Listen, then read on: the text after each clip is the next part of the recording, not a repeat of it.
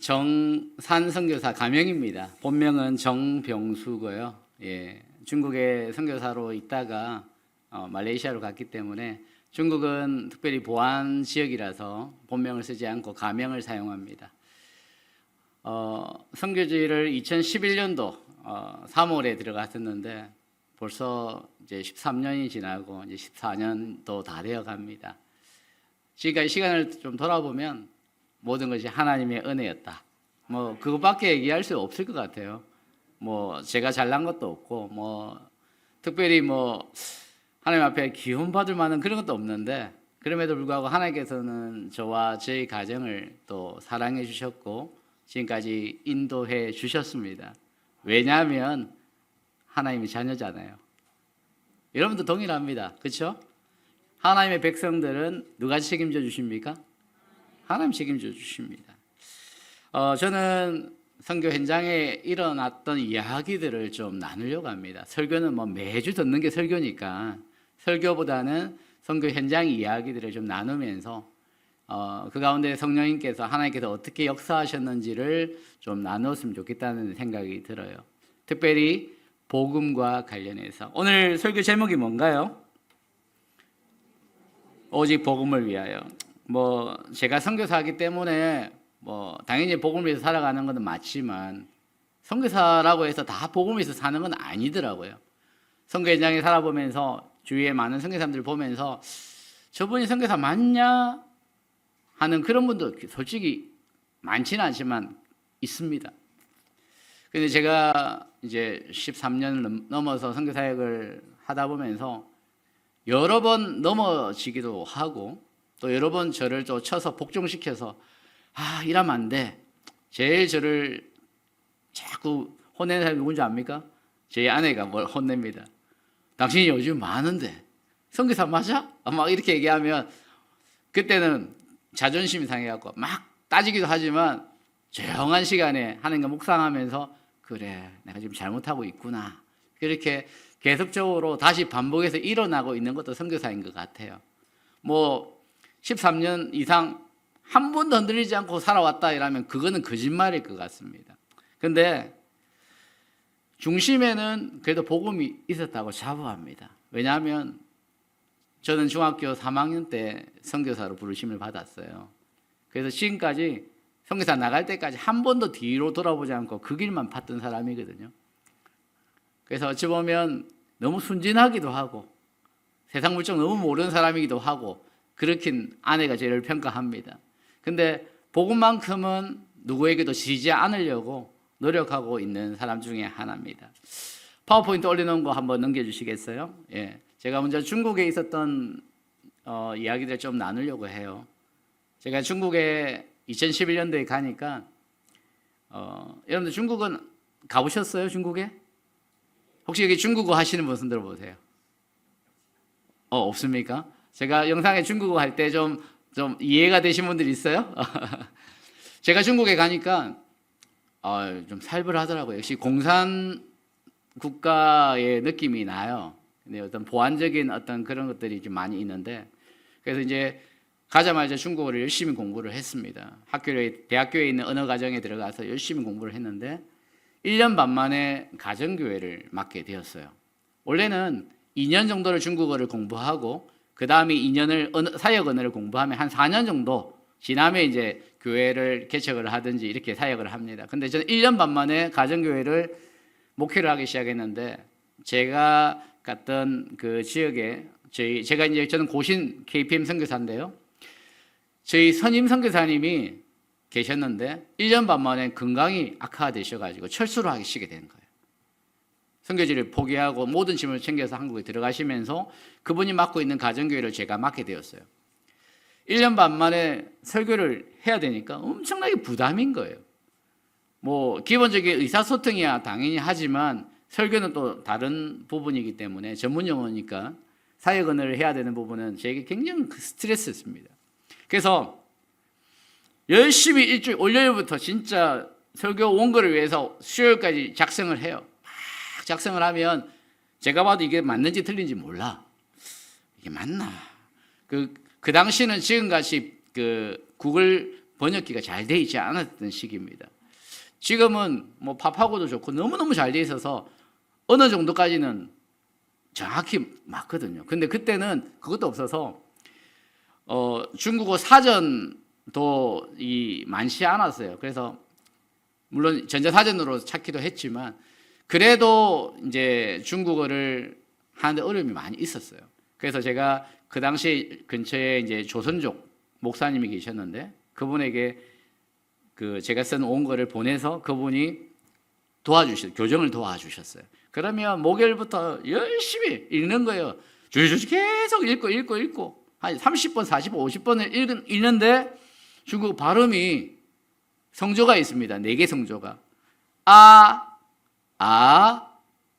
뭐죠? 네 개 성조가 있는데요. 그 성조를 정확하게 발음을 내지 않으면 못 알아들어요. 그래서 제가 그래도 열심히 해서 첫 번째 주일날 제가 설교를 딱 가정교회 해봤자면 한 20명 내외입니다. 많지 않아요. 설교를 했는데 뭐 잘 들었는지 모르는지 열심히 저는 원고 보고 열심히 읽었어요. 읽고 나서 뭐 예배가 끝났습니다. 그리고 나서 제가 나중에 중국을 나올 때에 저희 교회 자매에게 물었어요.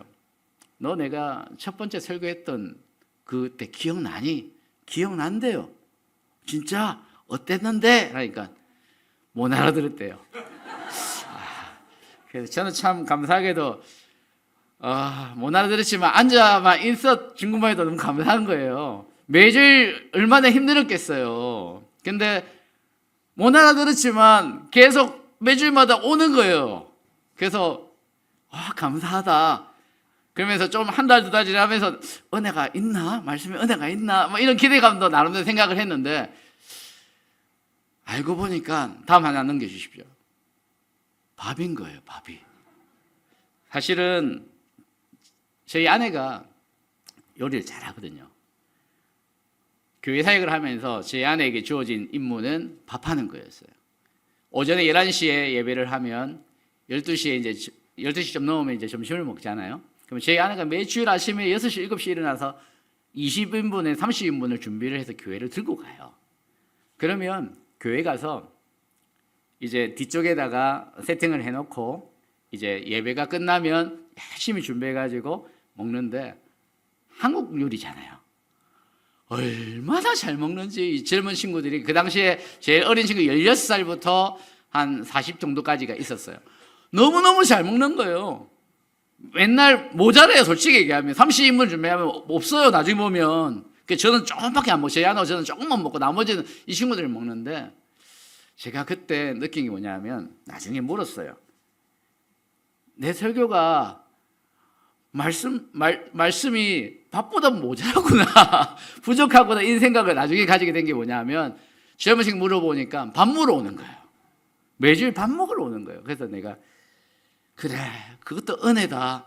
밥이라도 있으니까 와서 복음을 뭐라도 조금이라도 듣지 이 밥이 없으면 교회도 안 올 건데 소문이 났습니다. 그래서 주위에 사람들에게 막 한국 음식 맛있다. 한국에서 오신 그 선생님이 너무 맛있는 음식을 한다. 그래가지고 매주 새로운 친구를 데리고 오는 거예요. 정말 신기한 건 매주 2명, 3명씩 와요. 근데 그 다음 주 안 와. 한 번 먹고 안 와요. 물론 맛있는데 교회를 계속 오는 건 부담되니까 소문이 나니까 한번 가보자고 왔는데 한 2달 정도 지났을 때 제가 말씀을 묵상하는데 성령님께서 제게 이런 마음을 주시는 거예요. 너 왜 그들에게 복음을 안 전해? 그 얘기를 성령님께서 하시는 거예요. 머리가 띵 하면서 충격을 받은 듯한 느낌. 맞네. 이 친구들이 교회로 왔는데 내가 그들에게 복음을 제시를 안 했네. 예배만 참석하면 되는 줄 알았네 라고 생각하면서 하나님께서 성령께서 제 마음에 어떤 마음을 주시냐면 주일날 오면 그 다음 주 안 오는데 그 다음 주 오는 친구들은 10명 중에 한두 명이에요. 8명이 안 오면 언제 복음을 들을 기회가 있어요. 그래서 성령께서 제게 복음을 전하라는 거예요. 그래서 제가 그 다음 주부터 아내한테 예배 마치면 조금 천천히 밥 준비해라. 그래서 그 새로운 친구는 교회 한쪽 구석에 앉아서 제가 1대1 아니면 1대2로 새로운 친구에게 우리 리더 한 명 데리고 복음을 전했습니다. 사형리 형태로 10분 정도의 복음의 메시지를 딱 전해가지고 마지막에 예수 그리스도를 당신의 구주로 영접하겠습니까? 딱 하니까 감사하게도 10명 중에 5명이 아멘 그래요. 진짜 감사하게도. 복음을 안 전했으면 복음 들어볼 기회가 없었던 사람인데 제가 복음을 전했을 때 50% 정도가 아멘으로 믿겠다고 얘기를 하네요. 그러면 제가 뭐 했냐면 그 주부터 무조건 1대1 성경 공부를 했습니다. 제가 그 친구 있는 곳으로 가서 그 친구 있는 지역의 카페에 앉아가지고 매주 1시간 반씩 성경 공부를 인도를 했어요. 바로 교제를 해주고 12주 과정이었는데 매주 만나서 석 달을 만나니까 저하고 굉장히 긴밀한 관계가 됩니다. 자매도 있고 형제들도 있었는데 그때 저하고 성경 공부했던 친구들은 80%가 잔류를 했어요. 근데 아멘 하지 않은 친구는 아니요 좀 생각해 볼게요 라는 친구는 그냥 제가 축복 기도해주고 다음에 또 하나님의 때가 있겠지 하고 놓아줍니다. 정말 감사한 거는 아내의 그 요리 실력 때문에 물론 그 당시에 한류가 장난이 아니었어요. 지금도 중국의 한류가 뜨겁지만 동남아시아 마찬가지고 한류 때문에 물 좀 마시겠습니다. 한류 때문에 많은 중국 젊은 친구들이 한국 선교사, 한국 선생님이 사역하는 교회에 온 거예요. 그것도 밥 때문에. 식당에서 봉사하시는 분들 너무 중요합니다. 정말 중요합니다. 새신자들이 왔을 때 와, 밥 맛있네, 국 맛있네 이런 소문 한두 번 나면 더 올 겁니다. 그리고 제가 부천 초대교회 왔을 때 느낀 거는 정말 가족 같은 분위기다. 너무너무 좋다. 그래서 새로 오신 분들이 와도 잘 적응할 수 있을 것 같아요. 정말 중요한 것 같아요. 저는 그래도 가정교회 목회를 하면서 말씀도 중요하지만 그 외의 부분도 굉장히 큰 역할을 한다는 것을 그때 느꼈습니다. 여러분들 목사님 말씀만 자꾸 믿고 있으면 안 됩니다. 우리 장로님들, 근사님들, 집사님들의 섬김도 정말 중요합니다. 내가 얼마나 잘 섬기느냐에 따라서 처음 오신 분들이 교회 정착하고 안 정착하고는 그 다음 문제가 있는 것 같아요. 내가 열심히 복음 전하면 복음 전해집니까? 밖에 나가서 전도하면 사람들이 욕합니다. 그죠? 근데요, 교회 온 사람들을 놓치면 그거는 여러분 책임입니다. 쉽게 오지 않아요. 그죠? 어렵게 교회 왔지만 그 사람들에게 우리가 어떻게 행동하고 어떻게 관심 보이냐에 따라서 그 사람들이 교회를 남느냐 안 남느냐 그때 결정나는 거예요. 왔는데 너무 관심 가져주고 정말 챙겨주고 연락처 하나 주십시오 하고 계속 문자 보내주고 그렇게 관심 받아보면 오기 싫어도 오고 싶은 마음이 생길 거예요. 이게 복음의 하나의 과정인 거예요. 저도 제가 중국에서 사역하면서 저는 직접 나가서 밖에서 노방전도는 많이 하지 않았어요. 왜? 우리 교회 형제자매들이 데리고 오니까 그들에게 내가 복음 전하면 되거든요. 요즘에 노방전도 한국 쉽지 않잖아요. 근데 교회 온 사람들을 잡는 것도 복음에 굉장히 큰 효과가 있습니다. 다음 하나 넘겨주십시오. 제가 가정교회를 목회할 때에 북한 형제라고 16살짜리 형제가 있었어요. 이제 그 형제를 제가 가정교회 시작하자마자 교회 멤버였는데 중학교를 졸업하고 시골에서 있다가 도시로 제가 있는 도시로 왔어요. 와서 일을 시작한 거예요. 뭐 중국은 중학교만 졸업하고 일하는 사람 많아요. 고등학교도 안 다니는 사람 많고. 일을 시작했는데 16살이에요. 제가 만난 지 얼마 안 돼서 제가 새로운 사람들에게도 복음을 전하는데 기존 멤버들에게도 체크를 해봐야 되겠다는 생각이 드는 거예요. 그래서 제가 하루는 시간이 있어서 내가 이제 옆에 앉아놓고 북한 형제에게 물었어요. 북한, 너 오늘 죽으면 천국 갈 수 있어? 오늘 죽으면 천국 갈 수 있어? 여러분에게 한번 질문한다 생각하고 한번 머릿속에 한번 생각해 보십시오. 여러분에게도 동일하게 질문합니다. 오늘 죽으면 천국 갈 수 있어요? 근데 북한 형제가 뭐라고 대답하냐면 아니요. 이 친구는 거의 모태신앙입니다. 부모님이 예수 믿는 가정에 태어나서 부모님이 다 믿는 분들이고 그리고 도시로 와서 도시에 자기 삼촌도 있고 친척도 있어서 같이 있어요. 근데 천국을 갈 수 없다는 얘기를 듣고 왜? 그래서 내가 다시 질문했습니다. 너 예수님 안 믿어? 하니까 믿는데요. 예수님이 십자가 달린 거 믿어? 믿는데요. 예수님 부활하신 거 믿어? 믿는데요. 근데 왜 너 천국 갈 수 없어? 하니까 이 친구가 뭐라고 얘기하냐면 죄가 많았어요. 죄가 많다는 거예요, 죄. 여러분들에게 똑같은 질문을 한다면 여러분들 중에서 천국에 나는 못 갈 것 같아. 똑같은 죄가 많아서라고 얘기하는 분이 있을 수도 있겠습니다. 뭐 대부분 다 정답은 다 알고 계시겠지만. 근데 이 형제는 죄가 많아서 천국에 갈 수 없다는 거예요. 그래서 제가 뭐라 했냐면 그 형제에게 죄가 많다고? 나도 많은데? 나도 많은데? 근데 난 천국 갈 수 있어. 너 몇 개 지었어? 물었어요. 셀 수가 없대. 야, 니는 이제 16년 살았고, 나는 그 당시에 35년, 37년, 38년 살았을 텐데, 뭐 죄가 없어? 나는 니보다 지어도 아마, 몇십 배는 더 많이 지었을 거야. 이러니까 쓱 쳐다보더라고, 나를. 그러면서 복음을 이야기해 줬습니다. 잘 들어? 복음은 나의 능력으로 가는 거 아니야. 나의 행위로 가는 거 아니야. 예수님을 믿는 믿음으로 가는 거야. 여러분 믿습니까? 그래서 우리가 아는 에베소서 2장 8절에 뭐라고 얘기하면 그 은혜로 말미암아 구원을 얻었다고 얘기하잖아요. 그러면서 제가 얘기했어요. 다시 쭉 복음을 다시 설명을 쭉쭉 하니까 끄떡끄떡. 그래서 내가 마지막에 다시 물었어. 너 오늘 좀 천국 갈 수 있어? 하니까 아멘 하는 거예요. 그리고 나서 3년이 지났습니다. 제가 그 형제에게 하루는 따로 내가 개인적으로 따로 만날 시간이 있어서 차를 마시고 있는데 물었어요.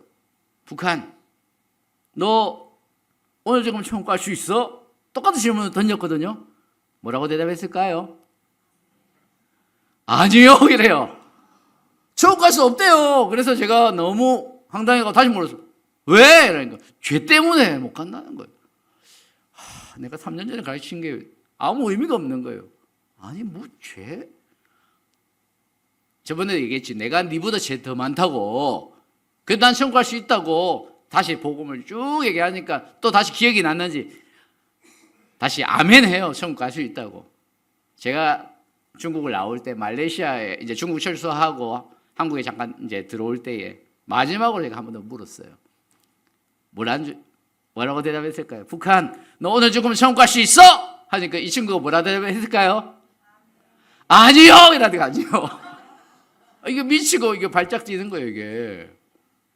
아니, 뭐야, 이거, 이 친구? 내가 3번을 그렇게 설명했는데 2번을 얘기하고 지금 마지막도 한 번 더 설명을 했어요. 잘 들어. 이제 네에게 체크할 시간이 없어. 앞으로 못 할 수도 있어. 믿음은 구원받는 하나의 통로인데 우리의 행위가 아니야. 너의 노력이나 너의 열심히를 통해서 구원받는 게 아니야. 제가 그 얘기를 다시 하니까 그때는 이제 나이가 이제 20대 23살 4살 때인가 하여튼 그래요. 이제는 이해한다는 거예요. 모르겠어요. 또 다음에 제가 언제 중국 갈 일이 있어가지고 만나면 물었을 때 뭐라고 대답할지 잘 모르겠습니다. 근데 어쨌든 이 친구가 지금 이제 한국 나이로 30인가 되는데 이 친구가 어떤 상황일까요? 모르겠어요. 요즘에는 그 메신저로 한 번씩 연락은 하고는 있는데 교회는 열심히 다닙니다. 근데 교회 다니는 거하고 구원받는 거는 다른 문제죠. 오늘 제가 읽었던 말씀 여러분들 기억하십니까? 로마서 1장 15절 말씀에 그러므로 나는 할 수 있는 대로 로마에 있는 너에게 복음 전하기를 원하노라 바울이 고백한 거예요. 로마에 있는 성도들에게 향해서 복음 전하기를 원하노라 이렇게 표현한 거예요. 제가 여러분들에게 복음 전하기를 원합니다. 진짜 복음 전하기를 원합니다. 교회 안에 있지만요. 복음을 모르는 신자들이 너무 많이 있습니다. 다음 넘겨주십시오. 말레이시아 선교 이야기를 좀 하려고 합니다. 제가 첫 번째 넘겨주세요. 제가 지금 화교 교회, 아까 이제 뭐 설교했던 교회, 찬양 인도하는 그 모습 있는 거기가 중국어로 했던 교회가 화교 교회입니다. 제가 섬기는 교회 중국어 예배부에 성도들이 한 100명 정도 주일날 예배에 모여요. 제가 섬기는 교회에 세 가지 언어 예배가 있습니다. 중국어, 말레이어, 영어. 저는 중국어 예배를 섬기고 있는데, 제가 이제 처음 쿠칭이라는 도시에 갔을 때에 중국어 이제 화기교회에서 사역을 하는데, 소그룹 있잖아요. 우리 목장 같은 모임에서 저를 초대를 하는 거예요. 그래서 갔어요. 가정집에서 이제 목장 모임을 하는데, 이제 먼저 저녁 식사를 같이 하고, 그다음에 차를 마시는데 내 옆에 딱 보니까 형제님 한 분이 계시는 거예요. 나이가 많으신 70대 중반 형제님이었어요. 그래서 제가 물었어요. 형제님 나이가 어떻게 되세요? 그러니까 75이래요. 그러냐고. 그래서 내가 뭐라고 얘기했냐면, 아이고 이제 사시다리 그래도 많이는 남지 않았네요 하니까 시시 웃더라고요. 그래서 내가 뭐라고 했냐면, 그래 뭐 오늘 만약에 죽으시면 천국 가실 수 있어요? 제가 똑같은 질문을 했어요. 그러니까 처음에는 이렇게 소파 같은 데 이렇게 비스듬하게 이렇게 앉아 있었거든요. 제가 천국 갈 수 있어요? 그러니까 저를 쓱 보더니 아니요 그러더라고요. 아니요 그래요. 그래서 내가 초신자인가, 내가 잘 몰라가지고 초신자인가 하고, 교회 다닌 지는 얼마나 되셨어요? 하니까 50년이 넘었다는 거예요. 그래요. 그래서 내가 예수님 믿으세요? 하니까 아멘 해요. 이 북한 형제, 그 중국에 있는 그 형제가 똑같은 대답을 아멘 해요. 그래서 내가 아니 근데 왜 천국을 못 가요? 대답이 뭘까요? 죄 때문에. 똑같아요. 제가 여러분들에게 개인적으로 질문하면 아마 죄 때문이라고 대답하는 몇 분명히 있을 거예요. 이 나이 들으시는 이 어르신도 동일하게 죄 때문에. 말레이시아 성도들도요, 교회를 오래 다녔지만 안에 내면을 딱 열어보니까 복음이 희미한 거예요. 바울이 로마에 있는 성도들에게 복음을 전할 때도 동일했어요. 그들에게도 뭔가 행위에 열심으로 구원을 얻으려고 하는 그런 열심들이 성도들 가운데 팽배하게 있었다는 말이에요. 바울이 그 복음을 알기 때문에 바울이 이 로마에 있는 성도들에게도 복음 전하기를 원한다. 뭐 로마뿐이겠습니까? 에베소, 빌립보 다 마찬가지겠죠. 초대교회 성도들 또한 복음에 대해서 희미하게 가지고 있었어요. 제가 그래서 이 형제님에게 다시 복음을 제시했습니다. 딱 제시하니까 자세가 딱 달라져요. 딱 앉는 거예요. 그리고 저에게 집중해서 딱 듣기 시작해요. 한 5분 정도 짧게 요약해서 복음을 딱 전했는데 그때서야 끄떡끄떡 하시더라고요. 제가 다시 질문합니다. 오늘 죽으면 천국 갈 수 있습니까? 아멘 그래요.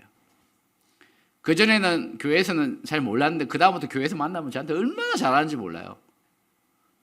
근데 이 형제님 같은 경우도 그렇지만 교회 안의 성도들 가운데 많은 사람들이 이런 상태에 있습니다. 제가 다음 넘겨 중고청년부를 넘겨주세요. 중고청년부들을 지금 교회에서 지도를 하고 있습니다. 제가 딱 가니까 교회가 주일학교가 거의 모임이 없는 거예요. 한 달에 그 초등학생들 있잖아요. 한 번 모임하고 있더라고요. 중고등학생들도 가르칠 사람이 없어서, 아예 지도할 사람이 없어서 아무도 모임을 인도를 하지 않아서 모임이 없어요. 그래서 제가 교회 그 목회하는 담임 목사님에게 제가 중고등부를 맡아서 하겠다 하니까 너무 좋아하시더라고요. 그래서 제가 이제 중고등 맡아서 처음 딱 만났을 때에 복음 제시를 했어요. 그때 12명이 참석을 했는데 12명 가운데 몇 명이 천국 갈 수 있다고 손 들었을까요? 한 명도 없습니다. 다 죄 때문에 지옥 간다고 얘기를 해요. 걔들도 거의 모태신앙이에요. 와, 제가 충격을 받았습니다. 이 중고등부 아이들에게 한 번은 노아 홍수 설교를 했어요. 딱 하는데 처음에 오늘은 노아 할아버지 이야기를 하겠습니다. 그러면서 그러면 노아 누군지 알죠? 했더니 쓱쓱 쳐다봐 서로. 노아를 몰라요. 12명 중에서 노아를 아는 사람 4명.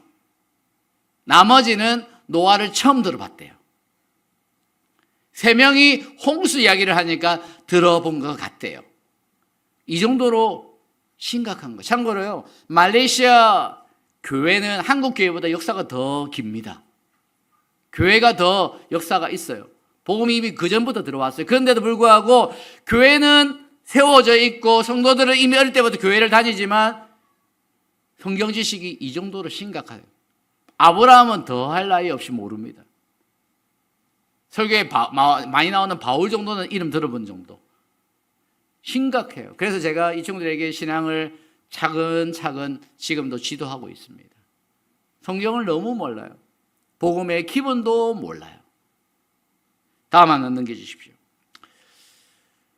저는 기회가 있을 때마다 이 예수님의 복음을 전하려고 노력하고 있습니다. 왜? 예수님의 복음이 세상 그 무엇과 비교할 수 있습니까? 우리가 교회에 오려는 목적이 뭡니까? 복 받으려고요? 아니에요. 건강하려고요? 아니에요. 천국 가려고 오는 거잖아요. 그렇죠? 구원받기 위해서 오는 겁니다. 최후의 목적지는 천국 아닙니까? 아멘? 근데 말레이시아에도 그렇고 중국에도 그렇고 복음을 들어보지 못한 사람들이 너무너무 많은 거예요. 하루는 저희 다른 한국 선교사님인데 말레이어로 사역하는 선교사님이에요. 하루는 제게 전화가 왔어요. 선교사님, 제가 아는 형제가 있는데 이 친구가 화교인데 말레이어가 잘 안 되고 중국어를 잘 하는데 혹시 복음을 전해줄 수 있겠습니까? 이거 복음 전하려면 지금 당장 달려가죠. 그래서 약속을 이틀 정도 뒤에 잡고 갔어요. 가니까 카센터를 운영하는 형제였는데 사무실에 딱 앉혀놓고 제가 다이렉트로 30분짜리 복음을 딱 전했습니다. PPT 딱 틀어놓고. 이 친구가 그때 복음을 듣고 제대로 이제 들은 거죠. 뭐 교회를 한두 번 다녔던 친구들이에요. 이전에 다 기억이 있던 친구들인데 복음을 제대로 알 수가 없는 그런 교회를 다닌 거예요.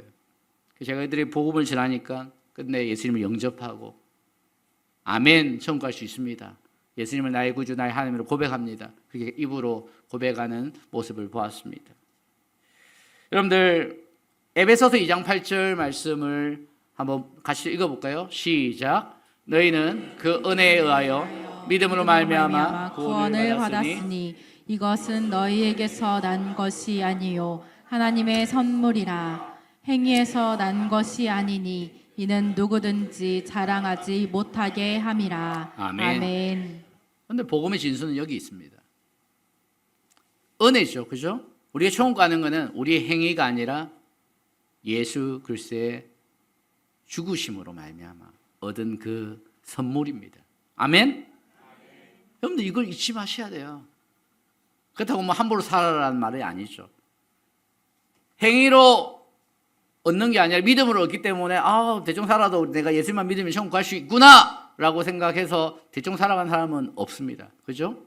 우리가 이미 하나님의 자녀로 왕자와 공주로 부름을 받았지 않습니까? 함부로 사는 왕자 공주가 있습니까? 없죠. 다 자기의 거기에 맞는 합당한 옷을 입고 그렇게 행동하며 살아갑니다. 우리는 그리스도의 군사로 살아가야 돼요. 하나님의 자녀로서 백성으로서 맞는 삶을 살아가야 합니다. 다음 하나 넘겨주십시오. 제가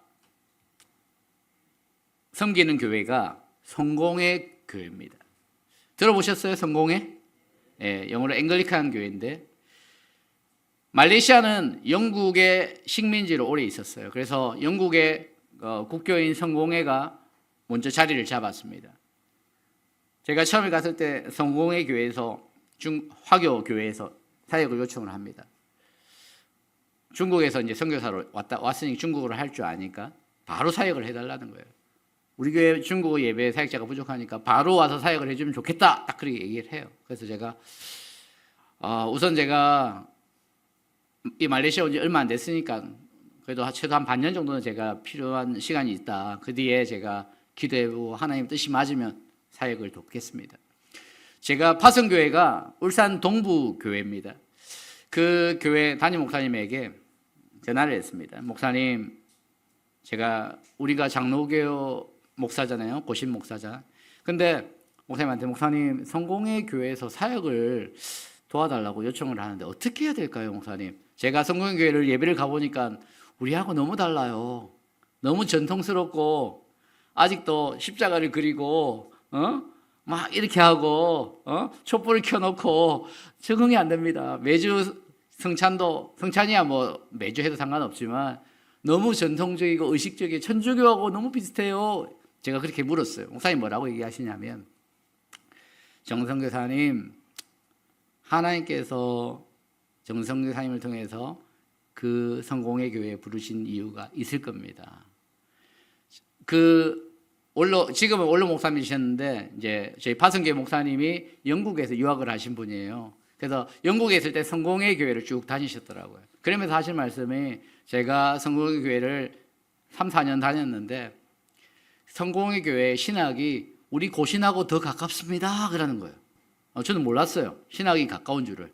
그러니까 복음이 더 우리하고 똑같다는 거예요. 도리어 감리교가 우리하고 더 멀지 성공회가 더 신학적, 물론 전통이라는 그게 있기 때문에 조금 거부감이지만 그거는 큰 중요한 게 아니라 안에 내용이 더 중요한 겁니다. 한번 가서 사역을 해보십시오. 하나님이 부르심이 있을 겁니다. 그래서 제가 이제 알겠습니다. 뭐 만약에 파성기 목사님께서 안 된다 이랬으면 안 갔을 거예요. 근데 목사님이 흔쾌히 허락하셔서 사역을 시작하겠습니다. 처음에 갔는데 한 달에 한 번씩 금요기도회를 하는 거예요. 그래서 금요기도회를 어떻게 하냐 하고 이제 참석을 했어요. 찬양은 우리 찬양팀 하는 것처럼 비슷합니다. 악기도 들어가고 막 손도 들고 박수도 치고 찬양해요. 근데 찬양하고 나서 설교를 이제 목사님이 나와서 설교를 하는데 설교는 또 비슷해요. 설교 끝나고 나서 기도회를 하는데 어떻게 하는 줄 아세요?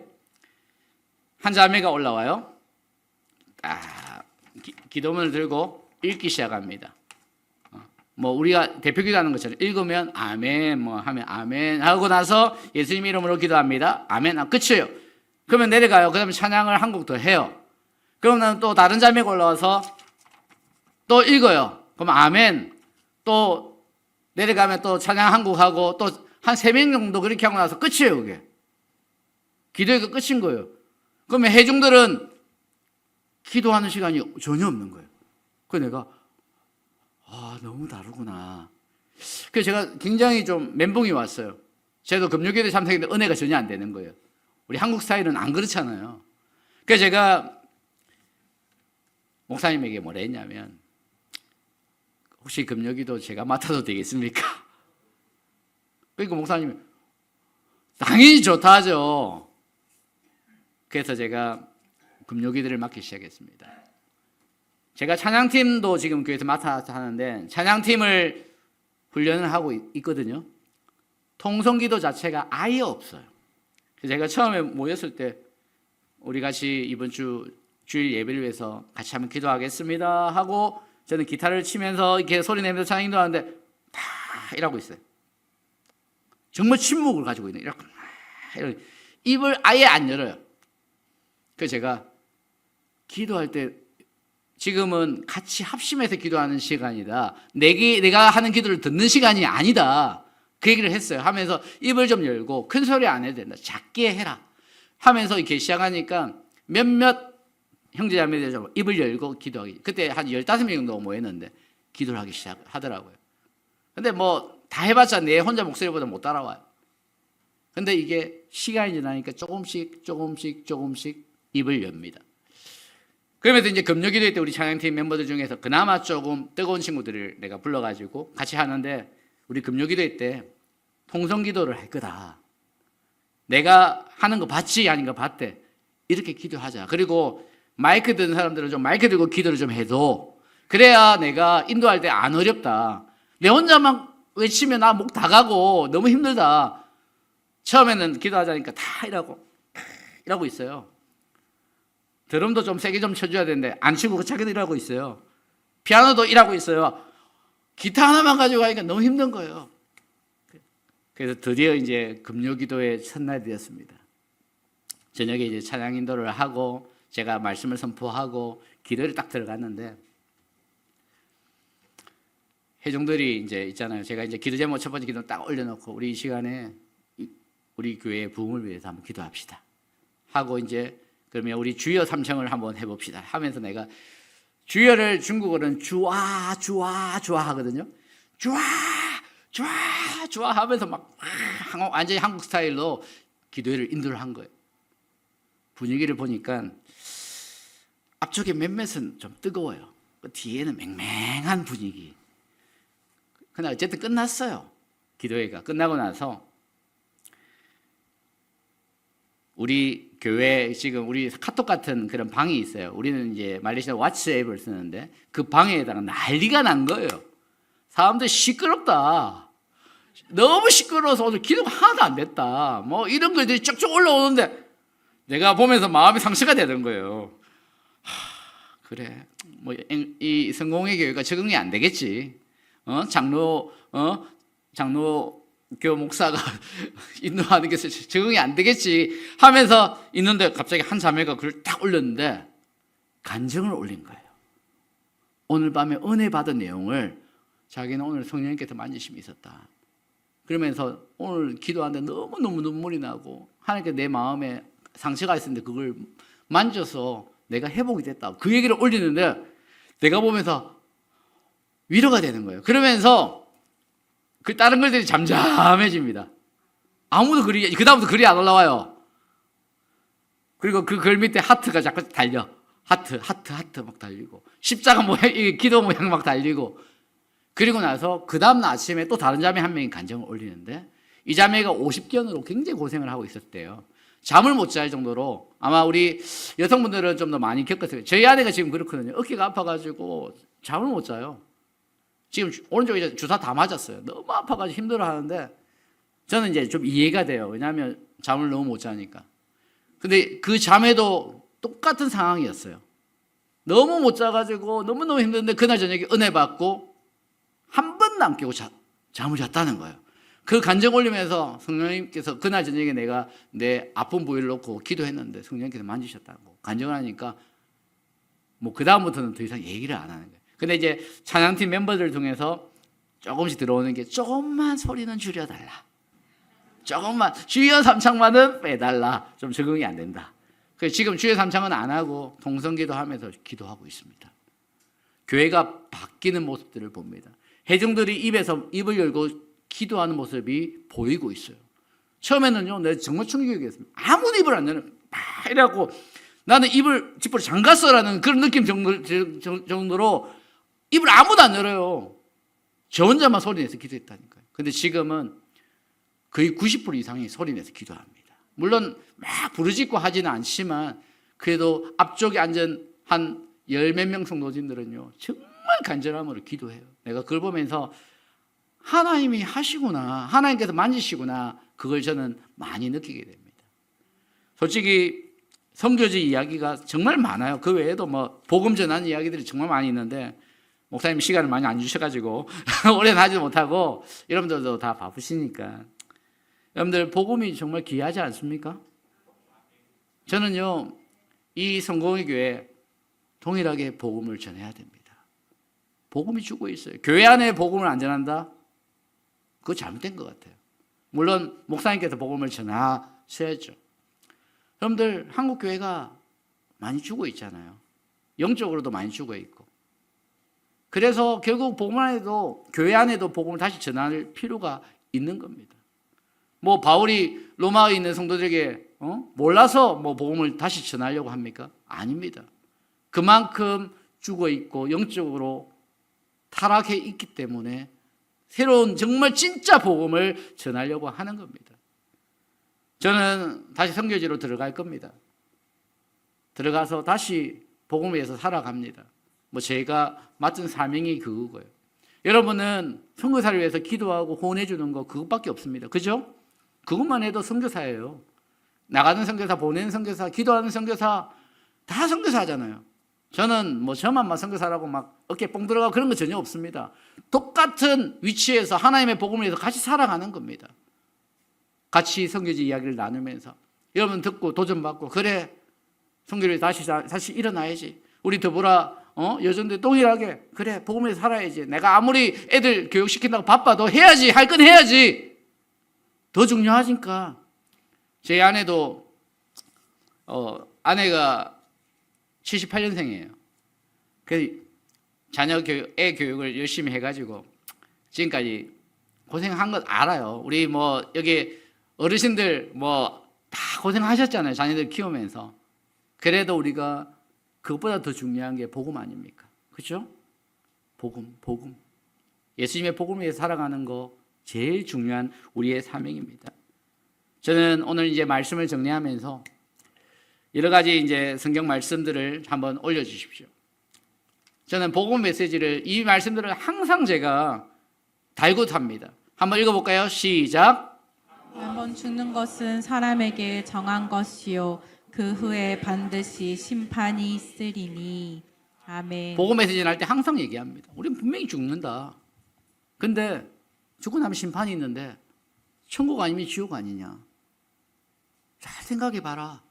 너는 어디를 갈 수 있는데? 물어보는 겁니다. 다음 넘겨주십시오. 시작. 죄의 삭은 사망이요 하나님의 선물은 그리스도 예수 안에 있는 영원한 생명이니라. 아멘. 아멘. 우리 잘 아는 말씀 아닙니까? 그죠? 분명하게 우리의 죄의 결과는 사망입니다. 지옥입니다. 그렇지만 예수 그리스도 통해서 우리는 구원받을 수 있는 겁니다. 다음요. 시작. 아직 죄인 되었을 때에 그리스도께서 우리를 위하여 죽으심으로 우리께서 우리에 대한 자기의 사랑을 확증하셨느니라. 아멘. 아멘. 정말 중요한 말씀입니다. 우리가 죄인이지만 예수님께서 우리 위해 죽으셔서 그 사랑이 확증된 거죠. 다음요. 시작. 하나님이 세상을 이처럼 사랑하사 독생자를 주셨으니 이는 그를 믿는 자마다 멸망하지 않고 영생을 얻게 하려 하심이라. 아멘. 다음요. 시작. 다른 이로서는 구원을 받을 수 없나니 천하 사람 중에 구원을 받을 만한 다른 이름을 우리에게 주신 일이 없음이라 하였더라. 아멘. 아멘. 정말 그렇습니다. 예수님 말고는 다른 방법이 없습니다. 다음 넘겨주십시오. 요한복음 1장 12절 시작. 영접하는 자 곧 그 이름을 믿는 자들에게는 하나님의 자녀가 되는 권세를 주셨으니. 아멘. 아멘. 믿음이 필요한 겁니다. 예수님을 영접하는 그 믿음, 그것만 있으면 이미 우리는 구원받은 자입니다. 마지막으로요. 시작. 내가 진실로 진실로 너희에게 이르노니 내 말을 듣고 또 나를 보내신 이를 믿는 자는 영생을 얻었고 심판에 이르지 아니하니 사망에서 생명으로 옮겼느니라. 아멘. 여기서 영생을 얻었고 이미 완료형입니다. 완료형. 예수 믿는 즉시 영생을 얻어버린 겁니다. 얻을 것이다가 아니라 이미 아멘 하는 즉시 이미 우리는 천국에 갈 수 있는 자격을 얻어버린 거예요. 다른 조건이 아닙니다. 믿음이라는 것만 있으면 우리는 이미 구원을 받은 겁니다. 그 사실을 여러분들 우리 인생 가운데 잊지 마시기 바랍니다.